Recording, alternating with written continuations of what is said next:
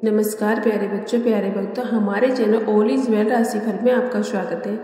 आज हम बात करेंगे मिथुन राशि के बारे में। 1 मार्च से 31 मार्च तक मिथुन राशि के लिए मार्च का महीना कैसा रहेगा, जानेंगे विस्तार से।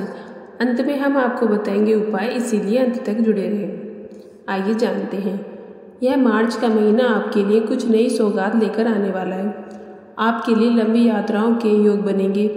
यात्राएं आपको थका भी देंगी और शारीरिक रूप से कुछ परेशानी भी दे सकती हैं, लेकिन आपके काम बनाने वाली होंगी और व्यापार में उन्नति के योग बनेंगे, जो कि जीवन में आगे बढ़ाने के लिए प्रेरित करने वाले होंगे। कुछ धार्मिक स्थलों की यात्रा भी आपको सुख देगी। भाई बहनों और मित्रों के साथ घूमने फिरने के योग भी बनेंगे। विदेश यात्रा की योजना सफल हो सकती है। पारिवारिक जीवन में उतार चढ़ाव की स्थितियाँ रहेंगी। स्वास्थ्य का ध्यान रखें। ज़्यादा वासनात्मक विचारों में लिप्त रहना आपको स्वास्थ्य समस्याएं दे सकता है। आइए जानते हैं कार्य क्षेत्र के तौर से। करियर के दृष्टिकोण से आपके लिए मार्च का महीना अच्छा रहने वाला है। दशम भाव में पूरे महीने राहु महाराज उपस्थित रहकर आपकी परेशानियों का हल निकालने में मदद करेंगे। आपके करियर में भी चुनौतियाँ आएंगी। आप अपने कार्य क्षेत्र में उन चुनौतियों का आसानी से हल निकाल पाएंगे, जिससे आपके प्रदर्शन में सुधार होगा और नौकरी में आपकी स्थिति प्रबल होगी। आपका विश्वास अपने ऊपर और अपने काम पर बढ़ेगा, जिससे आप अच्छा प्रदर्शन कर पाएंगे। नौकरी में आपकी स्थिति अनुकूल रहेगी। हालांकि 14 मार्च को सूर्य के दशम भाव में राहु के साथ आ जाने के बाद आपको थोड़ी सावधानी रखनी होगी, क्योंकि इस दौरान कोई मिथ्या आरोप आपके ऊपर लग सकता है या आपकी मनहानि हो सकती है। इसीलिए कार्य क्षेत्र में अपना काम बेहतर करने की कोशिश करें। व्यापार करने वाले जातकों के लिए यह महीना अनुकूल रहने की प्रबल संभावना है। शतम भाव के स्वामी देवगुरु बृहस्पति एक दशम भाव में विराजमान होकर पंचम भाव, तृतीय भाव और शतम भाव को देखेंगे, जिससे व्यापार में अच्छी उन्नति के योग बनेंगे। यदि आप व्यावसायिक साझेदारी में काम करते हैं तो यह महीना आपको व्यापार में और भी अच्छी सफलता देगा। आप इस महीने व्यापार का विस्तार करने में भी कामयाब हो सकते हैं। आइए जानते हैं आर्थिक स्थिति। आर्थिक दृष्टिकोण से देखें तो यह महीने शुरुआत में उतार चढ़ाव से भरा रहने वाला है। मंगल और शुक्र जैसे ग्रह अष्टम भाव में रहकर आपके लिए ऐसे खर्च उत्पन्न करेंगे जिनके बारे में आपने ज़्यादा सोच विचार नहीं किया होगा। यह खर्च आपसी सुख के लिए भी हो सकते हैं और कुछ छुपी हुई चीज़ों के लिए भी, लेकिन इनसे आपका खर्च बढ़ सकता है और आपकी आर्थिक स्थिति पर दबाव आ सकता है। लेकिन देव गुरु बृहस्पति एक दशा भाव में रहकर निरंतर आपको आर्थिक लाभ प्रदान करते रहेंगे। इनके साथ ही शनि महाराज भी 9 भाव में स्थित होकर आपके एक दशा भाव को पूर्ण दृष्टि से देखेंगे, जिससे लंबी यात्राओं से लाभ होगा और भाग्य का सहारा मिलने से भी आपको लाभ प्राप्त हो सकता है और आपकी आर्थिक स्थिति बड़ी होगी।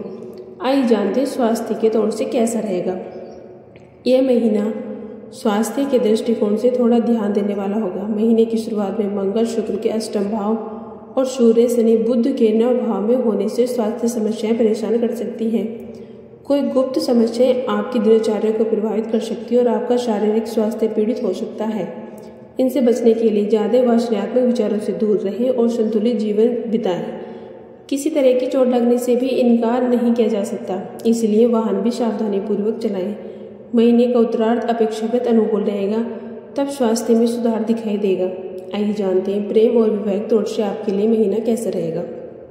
यदि आपके प्रेम संबंधों की चर्चा की जाए तो महीने की शुरुआत बहुत अच्छी रहेगी।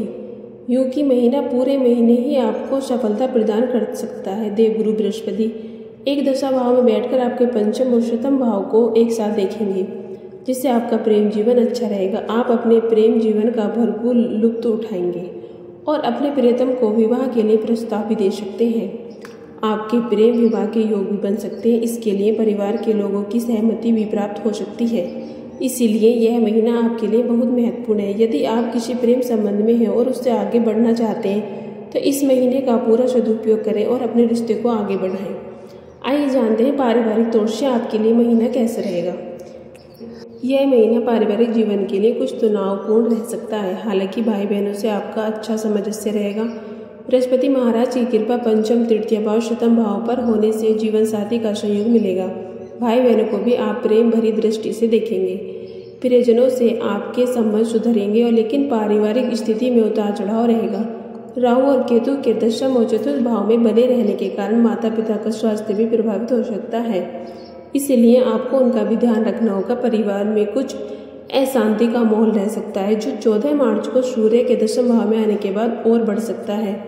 इस दौरान पिताजी को बड़ी स्वास्थ्य समस्याएं परेशान कर सकती हैं, इसीलिए उनका विशेष रूप से ख्याल रखें और आपका अधिक समय परिस्थितियों को संभालने में बीत सकता है, लेकिन आपको परिस्थितियों के आगे हार नहीं माननी चाहिए।